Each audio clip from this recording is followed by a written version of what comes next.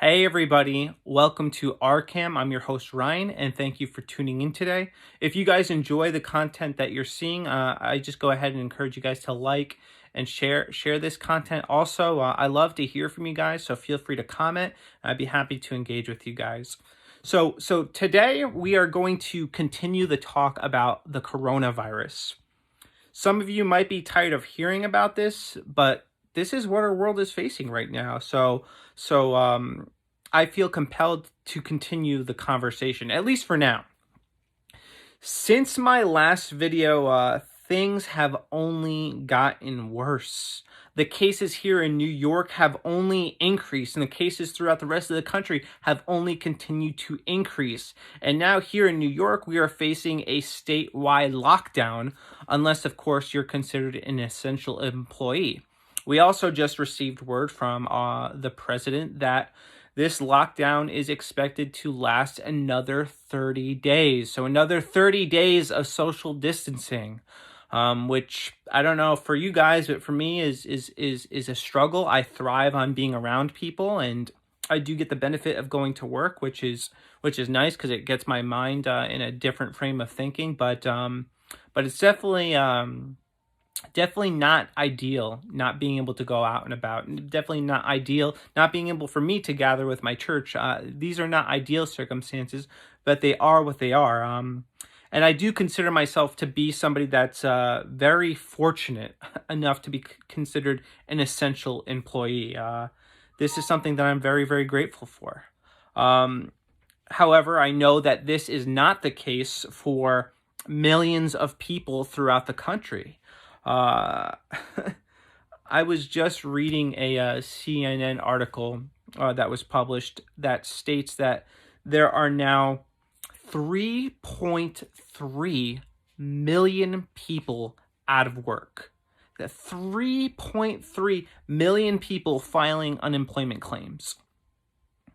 This is getting serious, guys, and it's only been a couple of weeks, and people have been businesses have been forced to close their doors, and people have been restricted from working. And I actually think the unemployment numbers could actually be higher because I mean I'm assuming this isn't counting the people that didn't file for unemployment or just are not eligible for unemployment. So this number could be a lot higher. And there's been a lot of talk about reopening the economy, and there's been a mixed response to this idea. I've seen some people accuse people who desire to see the economy reopen as lacking concern for the well-being of others due to the threat of the coronavirus. Now, of course, I agree the coronavirus is a very real threat. I want to make that crystal clear. I recognize the threat of the coronavirus. In fact, I know somebody that was just diagnosed with it, and I was just recently talking to the individual, and they were sharing with me what it's like, and they were sharing how they have a lot of mucus, and how it's not even just dealing with the negative effects physically from the coronavirus, but also on the same hand trying to deal with the mental strain that comes from having the virus and also being isolated. So the coronavirus is very very challenging, and is proving to be a challenge not just for our country but the whole entire world. Now, I do, however, think short term social distancing is very important and something that we should do. However, I push back against the notion that those who desire to see the economy reopen are heartless monsters. I just don't think that. And I've seen people accuse people that want to reopen the economy as wanting to see people die, and that's just not true. People that want to see the economy reopen are concerned with people dying, but they're also concerned with the well-being of their families. And I think this assertion that they don't care is honestly, it's intellectually dishonest. I think the people that want to get back to work, they don't lack compassion for others, but they are thinking about what it could mean for their own families when they start running out of money. and can't make ends meet. This is a very real possibility, and we can't be so short-sighted that we think this won't happen to us. We never thought we'd be facing coronavirus. We never thought there'd be a worldwide pandemic, and here we are. I think it's easy for people who still have jobs and don't have families to feed to talk about keeping the economy closed. The reality is, not everyone is fortunate enough to still be able to have a job or have the luxury of working from home. I just read one of my friends in India. She just shared that working from home and social distancing is actually a luxury of people who are wealthy because they don't even have that option. So they're kind of forced to interact and kind of adapt, which I thought was interesting. Now, I am one of those people that I do have the luxury of working from home, but I know this isn't the case for everybody. I know that there are people who have lost their jobs, who are filing for unemployment, who are in a desperate situation, and they're starting to feel the pressure. It's not just wealthy CEOs being impacted by what's happening with the economy, but it's small business owners. It's people that you and I do business with on a day-to-day basis. It's the people providing us with the products that we're seeking to help us get through a crisis like this. It's the waiters and waitresses who have served us our meals with a warm smile. It's the person that was looking forward to finally getting on their feet and started to make strides toward that, only to be knocked down. It's a person that's saved, invested a lifetime into their 401k, only to discover that they've lost everything, and now they're toiling to make ends meet.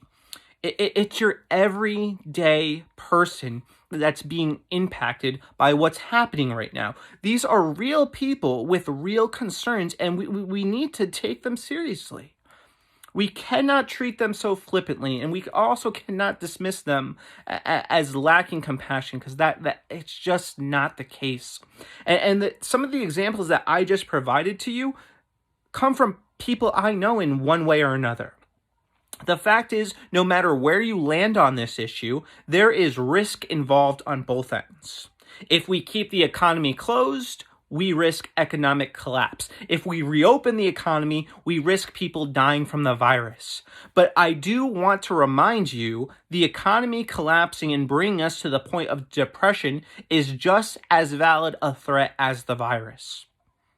And this is something we shouldn't underestimate. The prospects of another Great Depression are high with 3.3 million people out of work. And those numbers will only continue to rise.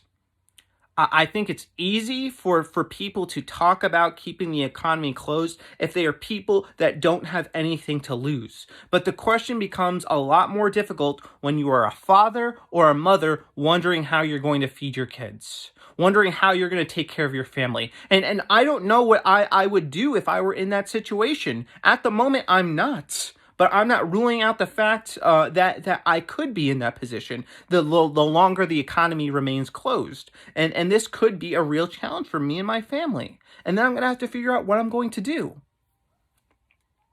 Now, if you know me, you know that I don't worry very often. And I'm not worried about how I'm going to provide for my family, whether I have money or not.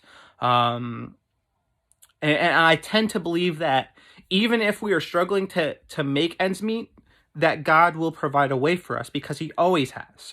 But this isn't the case for most people. There are people who are legitimately concerned, both Christian and non-Christian, and we need to take their concerns seriously and listen to them instead of dismissing them as heartless.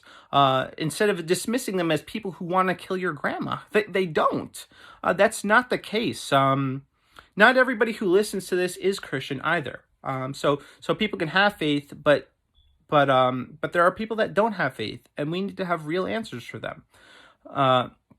Yesterday, I read a report that police with guns and batons had moved in to protect supermarkets in Sicily because there are people who are now looting because they can no longer afford food.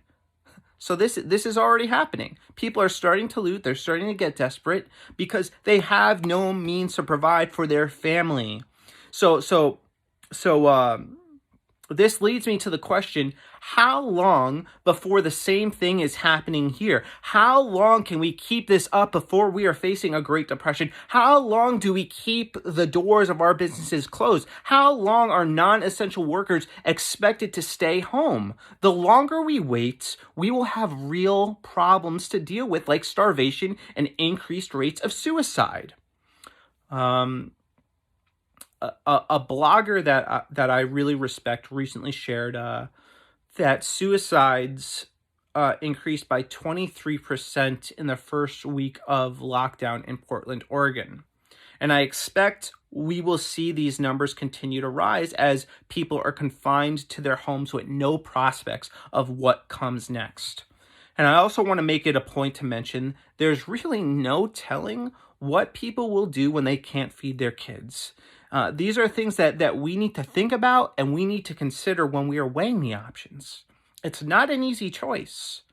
On one hand, I understand the threat of the virus, but I also am trying to see the potential risks of economic collapse, and they're serious.